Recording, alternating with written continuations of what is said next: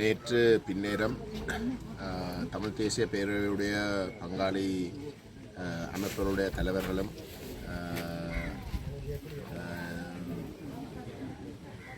சந்தித்து இந்த உள்ளூராட்சி சபை தேர்தலுக்கு பிற்பாடு எங்களுடைய எடுத்த ஒரு சில முயற்சிகள் தொடர்பாக நாங்கள் கலந்தாலோசித்தோம். அந்த வகையிலே உங்களுக்கு ஏற்கனவே தெரியும், தேர்தல் நடைபெறுவதற்கு முதல் தமிழரசு கட்சியோடும் ஜனநாயக தமிழ் தேசிய கூட்டணியோடும் ஒரு புரிந்துணர்வை ஏற்படுத்துகின்ற நோக்கோடு நாங்கள் ஒரு சில முயற்சிகளை மேற்கொண்டோம். அந்த முயற்சிகள் அடிப்படை தமிழ் மக்களுடைய அரசியல் தீர்வு சம்பந்தப்பட்ட பேச்சுவார்த்தைகளாக அமைந்தது. ஆனால் துரதிர்ஷ்டவசமாக தமிழரசு கட்சி அந்த முயற்சியிலிருந்து ஒருதலைபட்சமாக விலகி கொண்டார். ஜனநாயக தமிழ் தேசிய கூட்டணி அப்படி விலகி கொள்ளாவிட்டாலும் கூட தேர்தலை தாங்கள் தனியே சந்திக்கிறதுக்கு முடிவெடுத்து செயல்பட்டார்கள்.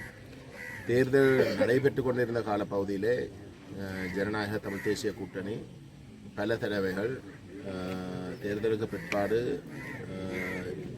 சைக்கிள் சின்னத்திலே போட்டி போடுகின்ற தமிழ் தேசிய பேரவையோடு ஆட்சி அமைக்கிறதாக கூறியிருந்தார்கள். அந்த பின்னணியிலே நாங்கள்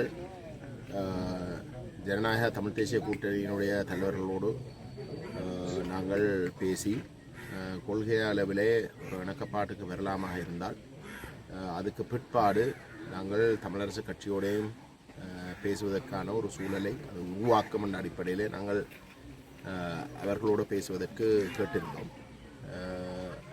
அவர்கள் அந்த இடத்துல வந்து தங்களுடைய பங்காளி கட்சிகளோடு பேசி ஒரு முடிவொண்டு எங்களுக்கு அறிவிப்பார்கள் என்று சொல்லி இதுவரைக்கும் அவர்கள் எங்களிடம் எதுவும் இதுவரைக்கும் சொல்லவில்லை.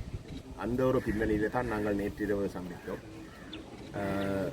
தமிழ் தேசிய பேரவை இந்த தேர்தலிலே விசேஷமாக 3 சபைகளிலே தனிப்பெரும் கட்சியாக நாங்கள் வென்றிருக்கின்றோம். குறிப்பாக பருத்தித்துறை நகரசபை, வல்வெட்டித்துறை நகரசபை அல்லது சாவச்சேரி நகரசபை, இந்த 3 சபைகளிலும் வந்து நாங்கள் அதி கூடுதலான வாக்குகளை பெற்ற அமைப்பாக இருக்கின்றோம். அதே போன்று ஊர்காவத்துறை பிரதேச சபையிலே தமிழ் தேசிய கட்சிகள் மட்டத்திலே தமிழ் தேசிய பேரவைக்கு கூடுதலான வாக்குகளும் ஆசனங்களும் கிடைத்திருக்கின்றது. அந்த வகையிலே நாங்கள் முடிவெடுத்திருக்கின்றோம். இந்த 4 சபைகளிலே, அதாவது பருத்தித்துறை நகரசபை, சாவச்சேரி நகரசபை, வல்வெட்டித்துறை நகரசபை மற்றும் ஊர்காவத்துறை பிரதேச சபை, இந்த 4 சபையிலேயும் நாங்கள் தவிசாளர் பதவிக்காக நாங்கள் எங்களுடைய உறுப்பினர்களை களத்தில் இறக்குவோம். ஏனைய சபைகள் தொடர்பாக நாங்கள் மற்ற கட்சிகளோடு இதுவரைக்கும் எந்த விதமான புரிந்துணர்வும் ஏற்படாத இடத்திலே நாங்கள் அந்த சபைகளிலே கூடுதலான வாக்குகளை பெற்ற கட்சிக்கு, தமிழ் தேசிய கட்சிக்கு, இல்லாட்டி தமிழ் தேசிய நிலப்பாட்டோடு வாக்கை பெற்ற கட்சிக்கு எங்களுடைய ஆதரவை தேவைப்படுகின்ற பொழுது வழங்குவதாகவும், அப்படி தேவை இல்லாத இடத்துல நாங்கள் நிச்சயமாக வந்து போட்டி போட இல்லை, அவர்களுக்கு எதிராக நாங்கள் போட்டி போட மாட்டோம் என்ற ஒரு முடிவை நாங்கள் எடுத்திருக்கின்றோம். நாங்கள் மீண்டும் சொல்லுகின்றோம், ஜனநாயக தமிழ் தேசிய கூட்டணிக்கும் எங்களுக்கும் இடையிலே கொள்கை ரீதியான ஒரு இணக்கப்பாடு வரமாக இருந்தால் ஒருதலைபட்சமாக பேச்சுவார்த்தையை முடித்த தமிழரசு கட்சிக்கு அது ஒரு கணிசமான ஒரு அழுத்தத்தை ஏற்படுத்தும். இறுதியில் வந்து எங்களுடைய மக்கள் இந்த தேர்தலில் கூட, இந்த உள்ளூராட்சி தேர்தலில் கூட தமிழ் தேசியத்துக்காக தான் வாக்களிச்சிருக்கார். சிங்கள பேரினவாத கொள்கையை நிராகரித்து அது தமிழ் தேசியத்துக்காகத்தான் ஆணை வழங்கணும் அடிப்படையில் தான் வாக்களிச்சிருக்கார். அதில் சில வழியில் இந்த ஒரு தமிழ் தேசியத்தை வலியுறுத்துகின்ற எந்த ஒரு கட்சிக்கும் அறுதி பெரும்பான்மை கிடைக்காவிட்டாலும் கூட ஒட்டுமொத்தமான அந்த தேர்தலுடைய முடிவும் ஆணையும் தெளிவாக தமிழ் தேசியத்துக்காகவே தமிழ் தேசியத்துக்காக வழங்கப்பட்டிருக்கின்ற ஒரு ஆணைக்கு பிறகு அந்த தமிழ் தேசியம் சார்ந்த ஒரு இணக்கப்பாடு இல்லாமல் வெறுமனே கதிரைக்காக சபையை பிடிப்பதற்காக மட்டும் செயல்படுவது எங்களை பொறுத்தவரையில் பொருத்தமில்லை என்று தான் நாங்கள் கருதுகின்றோம். அந்த அடிப்படையில் தான் நாங்கள் இந்த பேச்சுவார்த்தைகளை ஆரம்பித்திருக்கின்றோம். நாங்கள் ஏன் தமிழரசு கட்சியோடு பேசவில்லை என்றால் தமிழரசு கட்சி ஒரு தலைபட்சமாக பேச்சுவார்த்தை தேவையே இல்லை என்ற அடிப்படையில் தான் விலகிக் கொண்டார்.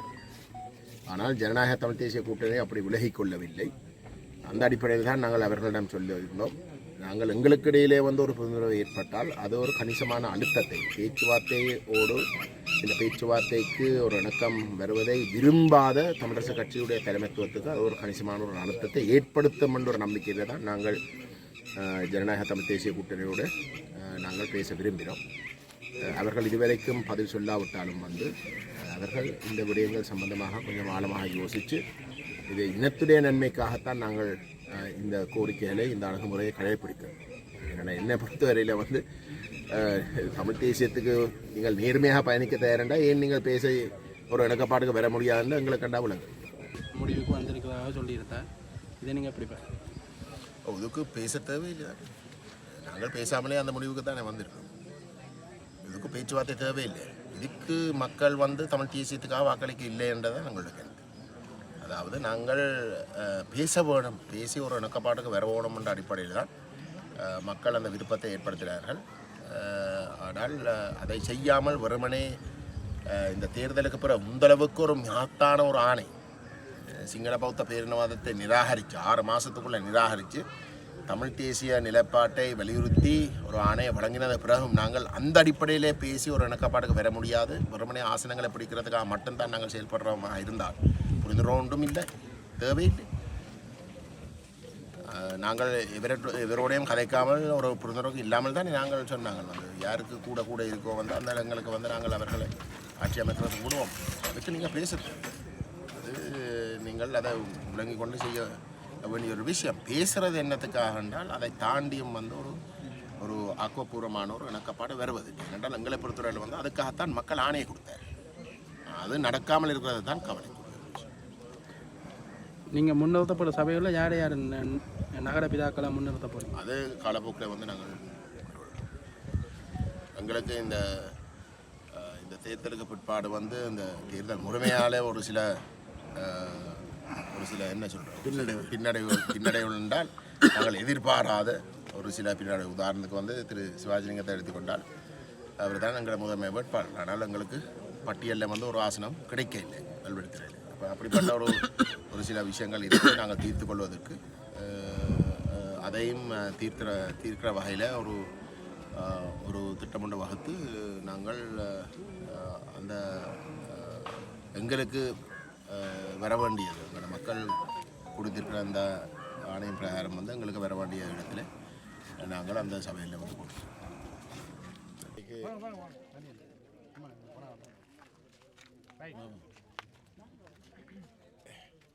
இன்றைக்கு வெசாக் பௌர்ணமி அன்று நாங்கள் ஒவ்வொரு முறையும் தையட்டி சட்டவிரோத விஹாரைக்கு முன்பதாக அதை எதிர்த்து போராடுவது வழக்கம். அந்த வகையிலே இன்றைக்கும் தையட்டியிலே இந்த போராட்டங்களை நாங்கள் பாதிக்கப்பட்ட குடும்பங்களோடு சேர்ந்து பொதுமக்களோடையும் நாங்கள் போராடி கொண்டிருக்கின்றோம். ஆனால் இந்த வெசாக்காண்டு நாங்கள் நடத்துகின்ற இந்த போராட்டத்துக்கு ஒரு விசேட வெற்றி ஒன்று கிடைச்சிருக்கின்றது. ஏனென்றால் தமிழ் தேசிய பேரவையிலே இந்த உள்ளூராட்சி சபை தேர்தல் நடைபெற்ற பொழுது இந்த பாதிக்கப்பட்ட குடும்பங்களில் ஒரு உரிமையாளர் திரு சாதுர்ஜன் அவர்கள் இந்த வட்டாரத்தில் எங்களுடைய வேட்பாளராக போட்டியிட்டு அமோக வெற்றி பெற்றிருக்கின்றார். அது இந்த போராட்டத்துக்கு ஒரு மிக முக்கியமான ஒரு மைல்கல். ஏனென்றால் உங்களுக்கு தெரியும், கட்டுமான வேலைகள் பிரதேச சபையிலே அனுமதி பெற்றுத்தான் கட்டக்கூடியதாக இருக்கும். எந்த ஒரு கட்டுமான வேலைக்கும் பிரதேச சபை அனுமதி கொடுக்காவிட்டால் அது ஒரு சட்டவிரோத கட்டடமாகத்தான் அமையும். அந்த வகையிலே இந்த தையட்டி விஹாரை இதுவரைக்கும் சபை வடிகாமம் வடக்கு பிரதேச சபையிட்ட அனுமதி இல்லாமல் தான் கட்டப்பட்டிருக்கின்றது. இப்பொழுது இந்த தையட்டிக்குரிய வட்டாரம் அந்த பாதிக்கப்பட்ட மக்களுடைய ஒரு பிரதிநிதி வண்டிருக்கின்ற இதாக இருக்க சார்ஜன் வண்டிருக்கிற இடத்துல இந்த சட்டவிரோத விஹாரை சட்டவிரோதமாகவே தொடர்ந்தும் இருக்கும். எந்த ஒரு இடத்துலையும் இதுக்கு முதல் நாவட்குழியில் இருந்த இந்த தமிழரசு கட்சியுடைய முன்னாள் தலைவர் மாவை சேதனராஜாவை பிடிச்சு அந்த சட்டவிரோத விஹாரை சட்டபூர்வமாக்கின செயல்பாடுகள் மாதிரி இங்கே நடைபெறாமல் இருக்கிறதுக்கு திரு சாஜுரன் அவர்கள் உறுதிப்படுத்துவார். ஏனென்றால் அந்த சபையில் இந்த வட்டாரத்துடைய பிரதிநிதியை தாண்டி அந்த சபை இந்த வட்டாரத்துக்குரிய ஒரு விஷயம் சம்பந்தமாக முடிவெடுக்கிறதுக்கு எந்த ஒரு விதமான அர்ஹதையும் கிடையாது. ஆகவே இந்த போராட்டத்துக்கு இந்த நீதிக்கான இந்த போராட்டத்துக்கு இது ஒரு முக்கியமான ஒரு வெற்றியாக நாங்கள் கருதுகின்றோம். அந்த அடிப்படையில் நாங்கள் இந்த வெசாக்காண்டு இங்கே தொடர்ந்தும் போராடுகின்றோம். இனிவரும் காலங்களில் நம்முடைய மக்கள் இந்த போராட்டத்தை இதுக்கு விட பல மடங்கு பலப்படுத்துவதற்கு முன்வர வேண்டும் என்று நாங்கள் கேட்டுக்கொள்ள விரும்புகின்றோம். இன்றைக்கு தமிழருடைய தாயகத்திலே தமிழ் மக்களுடைய இருப்பை அளிப்பதற்கு நடைபெறுகின்ற இந்த சிங்களமயப்படுத்தல் வேலை திட்டம், பௌத்தமயப்படுத்தல் வேலை திட்டங்கள் போன்ற அனைத்து விடயங்களுக்கும் இந்த தையட்டி சட்டவிரோத விஹாரைக்கு எதிரான போராட்டம் இன்றைக்கு ஒரு அடையாளமாக வளர்ந்து விட்டது. அனைத்து தரப்புகளாலும் இது ஒரு மிக மோசமான ஒரு அநீதி என்ற விடயம் ஏற்றுக்கொள்ளப்படுகின்ற அளவுக்கு இந்த தையட்டி விஹாரை விஷயம் வளர்ந்திருக்கின்றது. அந்த அடிப்படையில் தான் கடந்த தேர்தல் காலத்திலும் கூட தேசிய மக்கள் சக்தி பல தடவைகள் வாக்குறுதிகள் வழங்கினது. தேர்தல் அறிவிக்கப்பட்டு இருந்த சூழலிலே இந்த மக்கள் அரசியல்வாதிகளை விட்டு இந்த பாதிக்கப்பட்ட மக்கள் இங்கே இருக்கக்கூடிய இந்த சட்டவிரோத விஹாரைக்குரிய பிக்குவையும் யாழ்ப்பாணத்தில் இருக்கக்கூடிய நாகவிஹாரை பிக்குவோடையும் பேசி அந்த மக்கள் விரும்புகின்ற ஒரு தீர்வை பெற்றுக்கொள்ளலாம் என்ற வாக்குறுதியை கொடுத்தவை. அதுக்கு பிறகு தேர்தல் பெற்றுக்கொண்டிருந்த அந்த கடைசி கிழமைக்குள்ளே சொன்னவை அந்த விஹாரை கட்டி இருக்கின்ற இந்த 20 பரப்பை தவிர ஏனைய தரப்புகளுக்கு ஏனைய காணிகள் அனைத்தையும் விடுவிக்கிறதாக. ஆகவே அப்படிப்பட்ட ஒரு வாக்குறுதி கொடுக்க வேண்டிய ஒரு இடத்துக்கு அரசாங்கம் தள்ளியிருக்கின்றது. இதுக்கு முதல் அப்படி எந்த ஒரு இடத்துலையும் இது சட்ட விரோதம் என்றதே ஏற்றுக்கொள்ளவில்லை. ஆனால் நாங்கள் அந்த இடத்துக்கு கொண்டு வந்திருக்கிறோம். மக்களுடைய ஆணையும் இந்த போராட்டத்துக்கு கிடைச்சிருக்கின்ற இடத்துல, இந்த வட்டாரத்தில் இருக்கக்கூடிய மக்களுடைய ஆணையம் கிடைச்சிருக்கின்ற இடத்துல ஒட்டுமொத்த தமிழ் தேசிய சிந்தனையோடு இருக்கக்கூடிய மக்களும் இதை பலப்படுத்த வேண்டிய கட்டாய தேவையில் இருக்கிறார்கள். அவர்களுடைய பங்களிப்பை எதிர்காலத்தில் எங்களுக்கு பூர்ணமாக வழங்கணும் என்றும் நாங்கள் உரிமையோடு கேட்டுக்கொள்ள விரும்புகிறோம். தையிட்டி சட்டவிரோத விகாரைக்கு எதிரான போராட்டத்தினுடைய பெறுபேறு என்ன என்று கேட்பவர்களுக்கு தமிழ் தேசிய பேரவையினுடைய தலைவர் கௌரவ கஜேந்திரகுமார் பொன்னம்பலம் நல்ல பதிலை வழங்கியிருக்கின்றார். இன்னொன்றும் மேலதிகமாக சொல்வதாக இருந்தால், கடந்த சில ஆண்டுகளிலே இங்கே இருக்கக்கூடிய இந்த மாதிரியான கொண்டாட்டங்களுக்கு மாநாட்டம், மயிலாட்டம், கொண்டாட்டம் என்றெல்லாம் அந்த ஊர்வலங்கள் எல்லாம் இன்றைக்கு இல்லை. அவர்களே இன்றைக்கு சோர்வடைந்திருக்கிறார்கள். இன்னொன்று, இதை போல பல சட்டவிரோதமான விகாரைகள், குருந்தூர் மலையாக இருக்கட்டும், வடுக்குநாறு மலையாக இருக்கட்டும், எத்தனையோ இடங்களில் நடக்கின்ற முயற்சிகள், இதே போடிய நிலாவளியிலே இருக்கக்கூடிய குச்சவெளி பிரதேசத்திலே 32 விகாரைகளைப் போல தமிழீழ தேசிய பரப்பில் எங்கிருந்தாலும் இந்த எதிரொலி ஒழிக்கக்கூடிய இதிலே தையிட்டி போராட்டம் இன்றைக்கு ஒரு முக்கியத்துவம் பெற்றது. ஆகவே இதை தொடர்ந்து முன்னெடுத்து செல்வதன் ஊடாகத்தான் எங்களுடைய தாயத்தை காப்பாற்றுவதற்கும் சிங்கள பௌத்த ஆக்கிரமிப்பிலிருந்து எங்களுடைய தேசத்தை விடுவிப்பதற்கான முயற்சிகள் இருக்கப்பட்டிருக்கிறது, வெற்றி பெற்றிருக்கிறது. ஆகவே இந்த போராட்டத்திலே அந்த காணி உரிமையாளர்கள், பொதுமக்கள், கட்சிகளுடைய தலைவர்கள் பிரதிநிதிகள் கலந்து கொள்வதெல்லாம் வெறுமனே ஒரு செய்திக்காக அல்ல. இது ஒரு தெளிவான செய்தியை சிங்கள பௌத்த தேசிய அரசுக்கு கூறியிருக்கின்றது. எங்களுடைய தாயத்திலிருந்து நீங்கள் வெளியேறுங்கள் என்பதுதான். ஆகவே இதுதான் என்னுடைய கருத்து. நன்றி, வணக்கம். அனைவருக்கும் வணக்கம். நான் தையிட்டியை சேர்ந்தேன். உங்களுக்கு எல்லாருக்கும் பழைய போராட்டங்களில் ஈடுபட்டது. ஆனால் அந்த கட்சி சார்ந்து இப்போ அந்த வட்டார நாளில் என்ன வேட்பாளர் நிப்பாட்டி மக்கள் ஆணையோட 384 சீட் ஆசனங்களை பெற்று 384 ஓட்டு பெற்று எனக்கு ஒரு ஆசனம் கிடைச்சிருக்கு. பிரதேச சபைக்கு நான் கண்டிப்பாக செல்வேன் என்று எதிர்பார்க்குறேன். அடுத்தது பிரதேச சபைக்கு நான் என்ன இந்த வேட்பாளராக நிற்பாடினதுக்கு எனக்கு நிற்கணுமன்றது எனக்கு உந்து சதியாக அமைஞ்சது. கடந்த காலம் அரசாங்கங்களோட இடம்பெற்ற மீட்டிங்குகளில் அவங்க சொன்ன விடயங்கள், அதில் குறிப்பாக கடந்த கால பிரதேச சபையில் கைப்பற்றி வச்சிருந்த தமிழ் அரசு கட்சி அவை எடுத்த நடவடிக்கைகள், அதன் மூலமாக அவைக்கு கிடைக்கப்பட்ட கடிதங்கள் கூட மறைக்கப்பட்டு இந்த போராட்டங்களுக்கு வலு சேர்க்க இல்லாமல் வெளிப்படுத்தாமல் வச்சிருந்தது கடைசி போராட்டங்கள் மிக பெருமளவு நடந்த போராட்ட நேரங்களில் அது எங்கள் ஹையை கிடைக்கப்பட்டது. அந்த லெட்டரை நாங்கள் எங்கள் பௌத்தசாசன அமைச்சரோட சந்திக்கும் பொழுது அந்த லெட்டரை காட்டி நாங்கள் இப்படி சொல்லியிருந்தோம், உங்கள்கிட்ட இப்படி லெட்டரெல்லாம் வந்திருக்குது, அதை மீறி தான் இந்த விகாரை கட்டப்பட்டிருக்குன்னு சொல்லி. அதுக்கு அந்த பௌத்தசாசன அமைச்சர் எங்களுக்கு அதில் உறுதியாக சொல்லியிருந்தார். இந்த கடிதங்கள் கிடைக்கப்பட்டது, அது கடிதங்கள் உங்களோட ஹை கிடைக்கப்பட்டது, எங்களுக்கு நீங்கள் அதை தந்திருக்கிறீங்க. அந்த இடத்துல எந்த இடத்துல நிப்பாட்டப்பட்டதோ அந்த இடத்துலேருந்து நாங்கள் சட்ட ரீதியான நடவடிக்கை எடுப்போம் என்று சொல்லியிருந்தேன். அதன் ஒரு உந்து சத்தியாக தான் நான் இதில் நிற்கணும், எலெக்ஷனில் நிற்கணும், இதில் வெல்லணும். இந்த சட்ட ரீதியாக பிரேசவையில் இருக்கிற எங்கள் பிரேசவையில் இருக்கிற உரிமை கூடாக இதுக்குரிய நடவடிக்கை, இதுக்குரிய தீர்வு எடுக்கலாம் என்ற ஒரு நம்பிக்கையெல்லாம் வேட்பாளர் நின்றான். அதுக்கு ஊர் மக்களும் எனக்கு பூர்ண ஆதரவு தந்திருந்தார்கள். தொடர்ச்சியாக இடம்பெறுற பிரேசவை அமர்வுகளில் இதுக்குரிய தடை உத்தரவோ ஏதோ எடுத்து அதுக்கு சட்ட ரீதியாக போக மாட்டோம். தையடியில் தமிழ் மக்களுடைய காணிகளை சட்டவிரோதமாக ஆக்கிரமித்து ஸ்ரீலங்கா இன அழிப்பு இராணுவத்தினருடைய தேவைக்காக ஒரு விகாரை ஒன்று அமைக்கப்பட்டிருக்கின்றது. இந்த விகாரை கட்டுமானம் அகற்றப்பட்டு அந்த காணிகள் உரிமையாளர்களிடம் வழங்கப்பட வேண்டும் என்ற கோரிக்கையோடு காணி உரிமையாளர்களோடு சேர்ந்து கடந்த 2 வருடங்களுக்கு மேலாக நாங்கள் இங்கே ஒரு போராட்டம் ஒன்றை நடத்தி வருகின்றோம். இந்த போராட்டத்தினுடைய தொடர்ச்சியிலே கடந்த ஜனவரி 31ஆம் தேதி யாழ்ப்பாணம் மாவட்ட செயலகத்தில் ஜனாதிபதி அனுரகுமார திசாநாயக்க தலைமையிலே அபிவிருத்தி குழு கூட்டம் நடைபெற்ற பொழுது எங்களுடைய தலைவர் அந்த விடயத்தை அவர் முன்னே ஒரு கேள்வியாக எழுப்பி இதை அகற்றி அந்த காணிகள் கொடுக்கப்பட வேண்டும் என்ற விடயத்தை முன்வைத்திருந்தார். அந்த இடத்திலே அவரால் அதை மறுதளிக்க முடியவில்லை. ஆனாலும் ஏனைய சில சிவில் உத்தியோகத்தர்களுடைய உதவியோடு அவர் அந்த இடத்திலே தப்பித்து கொண்டார்.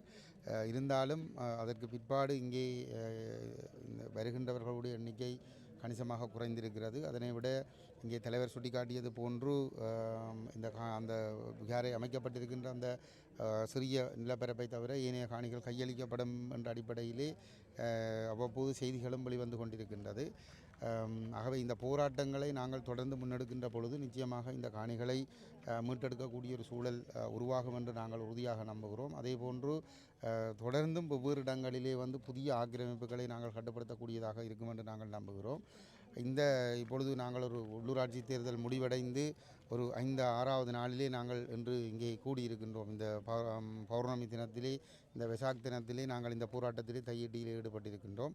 6 நாட்களுக்கு முன்னர் வெளிவந்த அந்த தேர்தல் முடிவுகள் ஒரு தெளிவான செய்தியை சொல்லி நிற்கின்றது.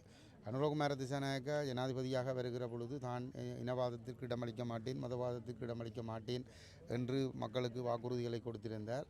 பாராளுமன்ற தேர்தல் காலத்திலும் அந்த வாக்குறுதிகள் கொடுக்கப்பட்டது. குறிப்பாக இந்த தையட்டி மக்களுக்கும் சொல்லப்பட்டது, முன்னைய அரசாங்கங்கள் இனவாதமாக செயல்பட்டார்கள், நாங்கள் அந்த இனவாதத்துக்கு முற்றுப்புள்ளி வைத்து உங்களுடைய காணிகளை உங்களிடம் கையளிப்போம் என்று சொல்லி பதவிக்கு வந்த பிற்பாடு கணிசமான ஆசனங்களை வடக்கு கிழக்கிலே அவர்கள் பெற்றுக்கொண்ட நிலையிலே அவர்கள் சொல்லத் தொடங்கினார்கள் தமிழ் மக்கள் அந்த தமிழ் தேசிய நிலைப்பாட்டை கைவிட்டு விட்டார்கள், அவர்களுக்கு அவ்வாறான கோரிக்கையே இல்லை, அவர்கள் இப்பொழுது சிங்கள பௌத்த தங்களுடைய பௌத்த தேசிய நிலைப்பாட்டை அவர்கள் அங்கீகரிக்கிறார்கள் என்று கூறி இனப்பிரச்சனை என்ற ஒன்று இல்லை என்று சொல்ல முற்பட்டார்கள் ஆனால் இந்த தேர்தல் முடிவுகள் உள்ளூராட்சி தேர்தல் முடிவுகள் ஒன்றை தெளிவாக காட்டுகிறது. சிங்கள பௌத்த பேரினவாதிகளுடைய கருத்துக்களை தமிழ் மக்கள் ஏற்றுக்கொள்ளவில்லை. தமிழர்கள் அதனை முற்றுமுழுதாக நிராகரித்திருக்கிறார்கள். தமிழ் தேசியம் பேசுகின்ற தரப்புகளுக்கு அவர்கள் மீண்டும் வாக்களித்திருக்கிறார்கள். இப்போ அனுராவின் மீது அதிருப்தியாக இருந்திருந்தால் ஐக்கிய தேசிய கட்சி என்ற ஒரு சிங்கள கட்சிக்கோ அல்லது SDAP என்ற ஒரு சிங்கள கட்சிக்கோ தமிழ் மக்கள் வாக்களித்திருக்க முடியும். ஆனால் அவர்கள் அவ்வாறு செய்யவில்லை. மிக தெளிவாக தமிழ் கட்சிகளுக்கு தான் வாக்களித்திருக்கிறார்கள். அதனூடாக இங்கே ஒரு இனப்பிரச்சனை இருக்கிறது என்கின்ற ஒரு தெளிவான செய்தியை தமிழர்கள் கூறியிருக்கிறார்கள். அந்த பிரச்சனை தீர்க்கப்பட வேண்டும் என்ற ஒரு அழுத்தத்தையும் இந்த வாக்களிப்பின் மூலமாக அந்த மக்கள் வெளிப்படுத்தி இருக்கிறார்கள். ஆகவே அந்த இனப்பிரச்சனை தீர்வு என்பதனுடைய முக்கிய செயல்பாடுகளில் ஒன்றாக இந்த ஆக்கிரமிக்கப்பட்ட காணிகள் விடுவிக்கப்பட வேண்டும், இந்த சட்டவிரோத கட்டுமானங்கள் அகற்றப்பட வேண்டும். இதனை இனியாவது அனுரகுமார திசாநாயக்க புரிந்து கொள்ள வேண்டும். இல்லை என்று சொல்லினால் தமிழ் சிங்கள மக்களுக்கு இடையிலே ஒரு துருவமயப்படுத்தப்பட்ட உறவு நிலைதான் அதிகரிக்குமே தவிர ஒருபொழுதும் இன நல்லிணக்கம் ஏற்படுத்தப்பட போவதில்லை. ஆகவே இந்த சட்டவிரோத கட்டுமானம் அகற்றப்பட வேண்டும் என்ற அந்த போராட்டத்தை நாங்கள் தொடர்ந்து முன்னெடுத்து கொண்டு செல்லுவோம்.